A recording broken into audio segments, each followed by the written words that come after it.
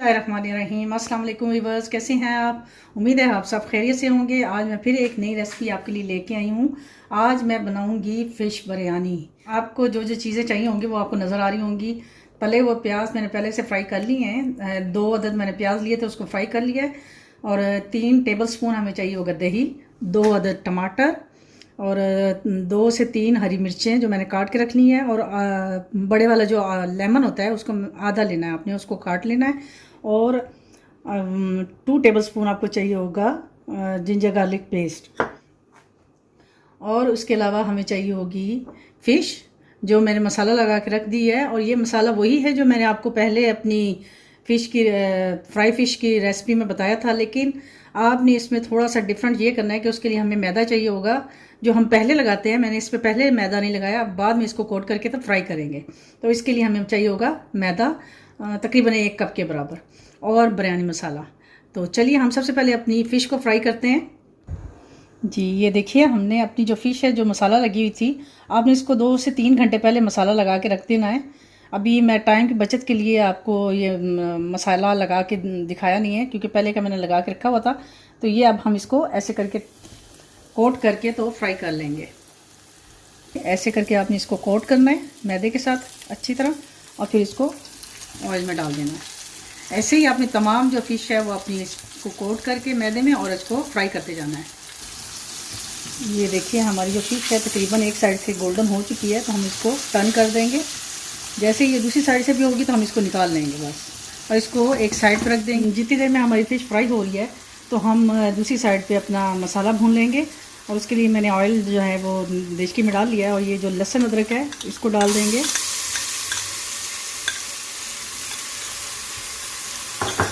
इसको हम थोड़ा सा सौते करेंगे, लाइट गोल्डन जैसे हो जाएगा तो फिर हम अपने प्याज जो हमने फ्राई करके रखे हुए थे वो इसमें डाल देंगे। जी ये हमारे जो सौते हो गया है लहसुन अदरक का पेस्ट, और साथ ही हम इसमें ऑयल अपने डाल देंगे। जो हमने प्याज तल के रखी हुई थी वो इसमें ऐड कर देंगे। साथ ही हम अपने ये जो टमाटर हैं ये भी डाल देंगे।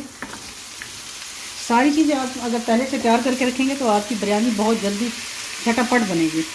और साथ ही हम ये दोनों चीज़ें भी डाल देंगे।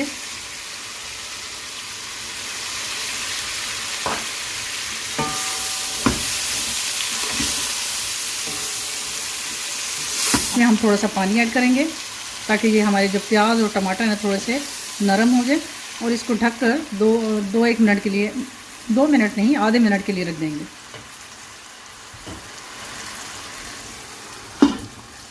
जी ये देखिए हमारा जो टमाटर और हमारे प्याज थे वो नरम हो चुके हैं। अब हम इसमें अपना मसाला जो बिरयानी मसाला है, फ़िश बिरयानी मसाला, वो ऐड कर देंगे। आप चाहे तो चिकन बिरयानी मसाला वो भी डाल सकते हैं, तो मसला नहीं है, उससे टेस्ट में कोई फ़र्क नहीं आएगा।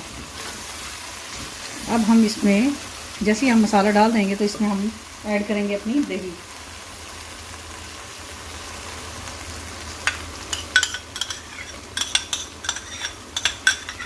दही और जो लेमन की खटास होती है उससे जो बिरयानी का टेस्ट होता है ना, वो वही उससे ही पता चलता है कि टेस्ट उससे ही दोबाला होता है।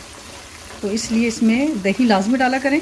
और हम ये चावलों को बॉईल करने के लिए रख देंगे, उसमें नमक डाल के सिर्फ।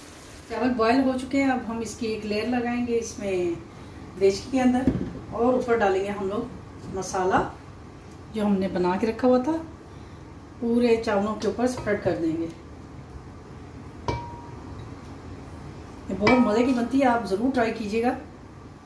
और मैं ये कहूँगी कि आप प्लीज़ मेरे चैनल को सब्सक्राइब करें, लाइक करें और शेयर भी करें।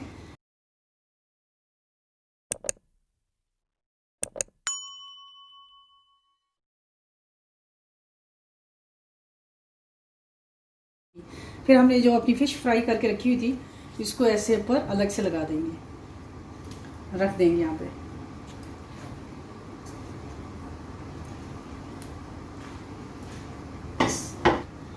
फिर सेम हम ऐसे ही दूसरी लेयर लगाएंगे और चावल ऐसे डाल देंगे। जी अब ये हमारी लेयर लग गई। अब हम इसके ऊपर अपना जो बिरयानी का कलर होता है वो इस पर ऐसे डाल देंगे। आप इसको चाहे तो आप लिक्विड वाला जो कलर होता है वो भी यूज़ कर सकते हैं।